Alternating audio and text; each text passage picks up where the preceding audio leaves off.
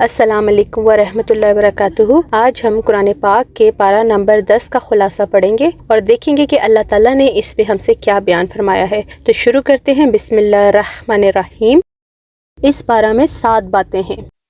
Number 1، مال غنیمت کا حکم۔ مال غنیمت کا حکم یہ بیان ہوا کہ خمس نبی علیہ السلام کے اقربا، یتیموں، مسکینوں اور مسافروں کے لیے ہے اور باقی 4 حصے مجاہدین کے لیے ہے۔ نمبر 2، غزوہ بدر کے حالات۔ کفار مسلمان کو اور مسلمان کفار کو تعداد میں کم سمجھے اور ایسا اس لیے ہوا کہ اس جنگ کا ہونا اللہ تعالیٰ کے ہاں طے ہو چکا تھا۔ نمبر 2، شیاطین مشرکین کے سامنے اس کے اعمال کو مزین کر کے پیش کرتا رہا، دوسری طرف مسلمانوں کی مدد کے لیے آسمان سے فرشتے نازل ہوئے۔ نمبر 3، قریش غزوہ بدر میں ذلیل و خوار ہوئے۔ نمبر 3 پوائنٹ ہے اللہ تعالیٰ کی نصرت کے 4 اسباب۔ نمبر 1، میدان جنگ میں ثابت قدمی۔ نمبر 2، اللہ تعالیٰ کا ذکر کثرت سے۔ نمبر 3، اختلاف اور لڑائی سے بچ کر رہنا۔ نمبر 4، مقابلے میں ناموافق امور پر صبر۔ نمبر 4 پوائنٹ پر آتا ہے جنگ سے متعلق ہدایات۔ نمبر 1، دشمنوں سے مقابلے کے لیے مادی، عسکری اور روحانی تینوں اعتبار سے تیاری مکمل رکھیں۔ نمبر 2، اگر کافر صلح کی طرف مائل ہوں تو صلح کر لو۔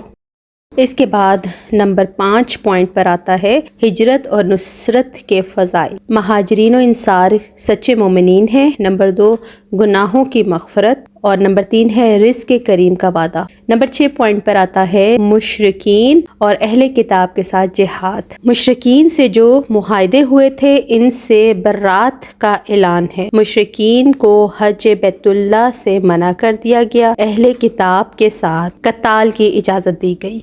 نمبر 7 پوائنٹ پر آتا ہے مسلمانوں اور منافقوں کے درمیان امتیاز۔ منافقوں اور مسلمانوں میں امتیاز کرنے والی بنیادی چیز غزوہ تبوک بنی۔